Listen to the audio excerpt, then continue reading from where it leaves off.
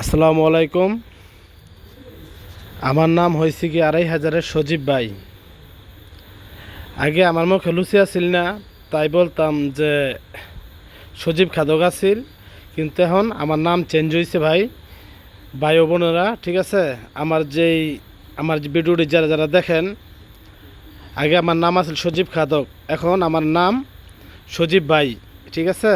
সবার কাছে অনুরোধ রইল যে আমার এই ভিডিওতে সজীব ভাই লিখে সবাই ইউটিউব চ্যানেলে সাবস্ক্রাইব করে দিবেন।